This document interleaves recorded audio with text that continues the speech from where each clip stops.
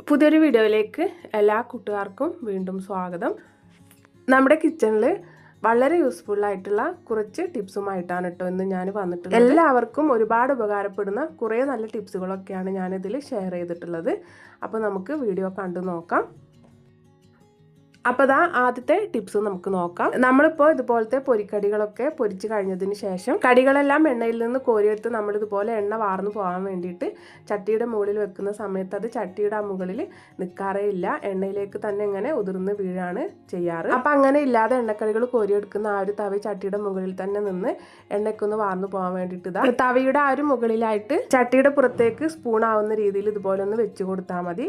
നമുക്ക് എണ്ണയൊക്കെ നല്ല പോലെ തന്നെ വാർത്തി കളയാനായിട്ട് പറ്റും. ഇനി അടുത്ത ടിപ്പ് നോക്കാം. ഗ്യാസ് ചിലവില്ലാതെ പെട്ടെന്ന് തന്നെ മുട്ട പുഴുങ്ങി കിട്ടാനുള്ളൊരു ടിപ്പാണ് കേട്ടോ. അതിന് വേണ്ടിയിട്ട് അതുപോലെ കുറച്ച് കുഴിയുള്ളൊരു തൂക്കുപാത്രമാണ് എടുത്തിട്ടുള്ളത്. അതിലേക്ക് നമുക്ക് ആവശ്യമായിട്ടുള്ള കോഴിമുട്ട വെച്ച് കൊടുക്കാം. ഞാനിപ്പോൾ ഒരു 3 കോഴിമുട്ടയാണ് എടുത്തിട്ടുള്ളത്. അതിലേക്ക് നമുക്ക് കുറച്ച് കല്ലുപ്പ് ഇട്ട് കൊടുക്കണം. ശേഷം നല്ലതുപോലെ തിളച്ചിട്ടുള്ള വെള്ളം നമുക്കിതിലേക്ക് അങ്ങ് ഒഴിച്ചു കൊടുത്ത് ഉടനെ തന്നെ ഇത് മൂടി വെച്ച് കൊടുക്കാം. കോഴിമുട്ടയുടെ കുറേ മുകളിലായിട്ട് നിൽക്കുന്ന രീതിയിൽ വേണം കേട്ടോ വെള്ളം ഒഴിച്ചു കൊടുക്കാൻ. എന്നിട്ടത് അങ്ങനെ തന്നെ അടച്ചു വെച്ച് ഒരു അരമണിക്കൂർ കഴിഞ്ഞതിന് ശേഷം തുറന്ന് നമുക്ക് മുട്ടയെടുത്ത് അതിലെ തൊലിയൊക്കെ കളഞ്ഞെടുക്കാവുന്നതാണ്. ആ ഒരു സമയം കൊണ്ട് നമുക്ക് കോഴിമുട്ടയൊക്കെ നന്നായിട്ട് തന്നെ വെന്ത് കിട്ടിയിട്ടുണ്ടാവും. കിച്ചണിൽ ജോലി തിരക്കും കാര്യങ്ങളൊക്കെ ഉള്ള സമയത്ത് പെട്ടെന്ന് തന്നെ നമുക്കിതുപോലൊക്കെ ചെയ്തെടുക്കാവുന്നതാണ്. ഗ്യാസ് നമുക്ക് ലാഭിക്കാം, അതുപോലെ തന്നെ കിച്ചണിൽ സമയം നമുക്ക് ലാഭിക്കാൻ പറ്റും. നല്ലതുപോലെ ചൂടാറി കഴിഞ്ഞാൽ നമുക്കിത് അതുപോലെ പെട്ടെന്ന് തൊലി കളഞ്ഞെടുക്കാനും പറ്റും.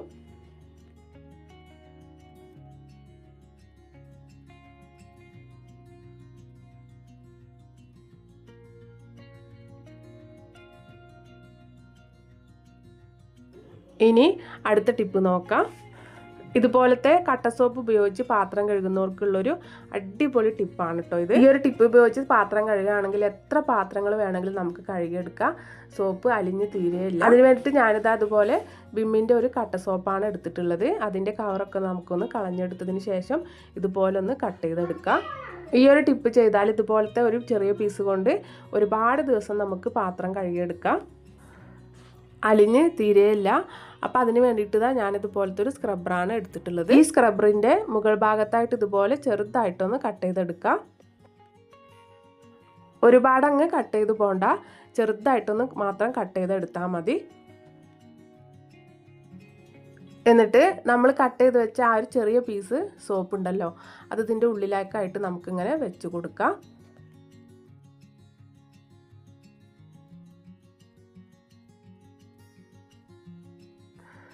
ഇനി ഇതൊന്ന് നനച്ചെടുത്തതിന് ശേഷം നമുക്ക് പാത്രങ്ങളെല്ലാം തേച്ചുരച്ച് കഴുകിയെടുക്കാവുന്നതാണ്. സാധാരണ നമ്മൾ സോപ്പ് പെട്ടിയിലൊക്കെ സോപ്പ് വെച്ച് സ്ക്രബ്ബർ കൊണ്ടോ അതല്ലെങ്കിൽ പാത്രം കഴുകുന്ന ക്ലോത്ത് കൊണ്ടൊക്കെ ഉരച്ച് അങ്ങനെ പാത്രം കഴുകാറാണല്ലോ പതിവ്. അപ്പോൾ സോപ്പ് പെട്ടിയിൽ വെള്ളം തങ്ങി നിന്ന് പെട്ടെന്ന് തന്നെ സോപ്പ് പെട്ടെന്ന് അലിഞ്ഞു പോവാറുണ്ട്. എന്നിട്ട് പിന്നെ സോപ്പിൻ്റെ ലാസ്റ്റ് ആകുമ്പോഴത്തേക്കും അതിൽ പതയും കാര്യങ്ങളൊന്നും ഇല്ലാതെ നമുക്ക് പാത്രം കഴുകാനൊക്കെ ആയിട്ട് നല്ല ബുദ്ധിമുട്ടായിരിക്കും. അതുകൂടാതെ ഒരുപാട് സോപ്പ് അങ്ങനെ വേസ്റ്റായി പോവുകയും അപ്പം ഇങ്ങനെ ചെയ്തെടുക്കുമ്പോൾ സോപ്പൊന്നും പെട്ടെന്ന് അലിഞ്ഞ് തീർന്നു പോവുകയില്ല. നമുക്ക് ആ ഒരു പതയൊക്കെ ലാസ്റ്റ് വരെ തന്നെ ഉണ്ടാവുകയും ചെയ്യും. നമ്മൾ ഈ ഒരു സ്പോഞ്ചിലേക്ക് വെച്ച ആ ഒരു സോപ്പ് കൊണ്ട് നമുക്ക് ഒരുപാട് ദിവസം പാത്രം കഴുകുകയും ചെയ്യാം.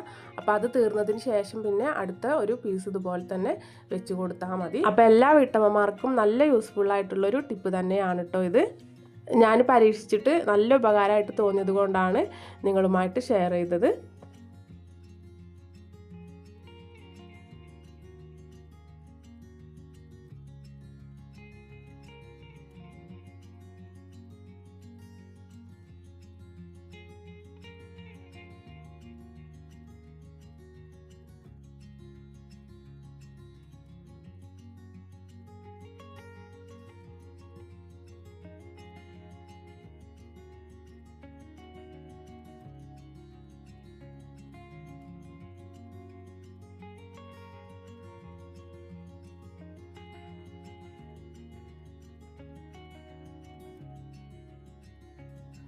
അങ്ങനെ എല്ലാ പാത്രങ്ങളും തേച്ചുരച്ച് കഴുകിയെടുത്തതിന് ശേഷം ആ സ്ക്രബ്ബർ നല്ലപോലെ ഒന്ന് കഴുകി അതിലെ വെള്ളമൊക്കെ ഒന്ന് പിഴിഞ്ഞ് കളഞ്ഞതിന് ശേഷം ടാപ്പിൻ്റെ ഈ ഒരു ഭാഗത്തായിട്ട് വെള്ളം വാർന്നു പോകാൻ വേണ്ടിയിട്ട് വെച്ച് കൊടുത്താൽ മതി. അപ്പോൾ ഈ സ്ക്രബ്ബറിലൊക്കെ അഴുക്കടിഞ്ഞ ആ ഒരു വേസ്റ്റ് സ്മെല്ല് ഉണ്ടാവില്ല, എപ്പോഴും നല്ല ക്ലീൻ ആയിട്ട് തന്നെ ഇരിക്കുകയും ചെയ്യും. അപ്പോൾ എല്ലാവരും ഇതുപോലൊക്കെ ഒന്ന് ട്രൈ ചെയ്ത് നോക്കണേ. അടിപൊളി ടിപ്പാണ് കേട്ടോ.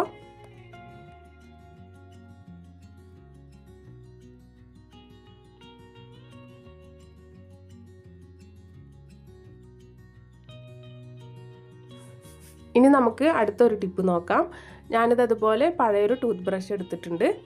പിന്നെ ഇതുപോലെ പാത്രം കഴുകുന്ന സ്പോഞ്ച് ഉണ്ടല്ലോ, അത് നമുക്ക് വേണം.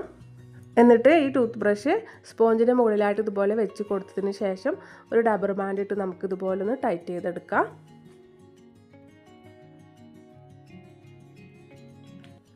നല്ലതുപോലെ ടൈറ്റായിട്ട് നിൽക്കാൻ വേണ്ടിയിട്ട് ഞാനൊരു 2 റബ്ബർ ബാൻഡ് ഇട്ട് കൊടുക്കുന്നുണ്ട്. ഇനി നമുക്കിതിൻ്റെ ഉപയോഗം നോക്കാം. ഒരു പാത്രത്തിലേക്ക് 2 തുള്ളി ലിക്വിഡ് ഒഴിച്ച് അതിലേക്ക് കുറച്ച് വെള്ളം കൂടെ ഒഴിച്ച് കൊടുത്തൊന്ന് പതപ്പിച്ചെടുത്തിട്ടുണ്ട്. നമ്മൾ റെഡിയാക്കി വെച്ച സ്പോഞ്ച് ഇതിൽ മുക്കിയതിന് ശേഷം ഇതുപോലുള്ള വാട്ടർ ബോട്ടിലിൻ്റെ ഉൾഭാഗങ്ങളൊക്കെ നമുക്ക് നല്ല ഈസി ആയിട്ട് ഇത് വെച്ചിട്ട് ക്ലീൻ ചെയ്തെടുക്കാൻ പറ്റും. വാട്ടർ ബോട്ടിലിൻ്റെ ഉൾഭാഗത്തേക്കൊന്നും നമുക്കങ്ങനെ കയ്യെത്തില്ലല്ലോ. അപ്പോൾ ഇതുപോലെയൊക്കെ ചെയ്തതിന് ശേഷം നമുക്ക് ഇതുപോലെ ചെയ്ത് വെച്ച് കഴിഞ്ഞാൽ നമുക്ക് പുട്ടുകുറ്റിയുടെ ഉൾഭാഗമൊക്കെ നല്ല പോലെ തന്നെ ഈസി ആയിട്ട് ക്ലീൻ ചെയ്തെടുക്കാൻ പറ്റും. അതുപോലെ തന്നെയാണ് പുട്ടുകുറ്റിയുടെ ഉൾഭാഗത്ത് നമുക്ക് കയ്യെത്തിച്ച് തേച്ചുരച്ച് കഴുകിയെടുക്കാനായിട്ട് നല്ല ബുദ്ധിമുട്ടാണ്.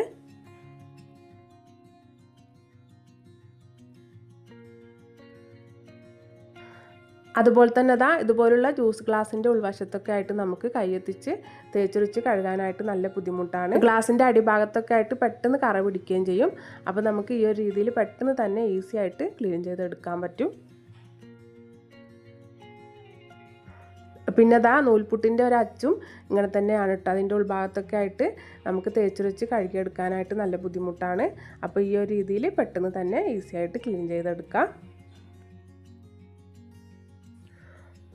അപ്പോൾ ഇന്നത്തെ വീഡിയോ ഇത്രയേ ഉള്ളൂ കേട്ടോ. എല്ലാവർക്കും ഇഷ്ടപ്പെട്ടു, ഉപകാരപ്പെട്ടു എന്ന് കരുതുന്നു. ഉപകാരപ്പെട്ടു എന്ന് തോന്നിക്കഴിഞ്ഞാൽ വീഡിയോക്ക് ഒരു ലൈക്ക് അടിക്കാൻ മറന്നു പോകരുത്. എൻ്റെ ചാനൽ പുതുതായിട്ട് കാണുന്ന കൂട്ടുകാരുണ്ടെന്നുണ്ടെങ്കിൽ ഒന്ന് സബ്സ്ക്രൈബ് ചെയ്ത് സപ്പോർട്ട് ചെയ്യാനും മറക്കരുത്. അടുത്ത നല്ലൊരു വീഡിയോയുമായിട്ട് നമുക്ക് വീണ്ടും കാണാം.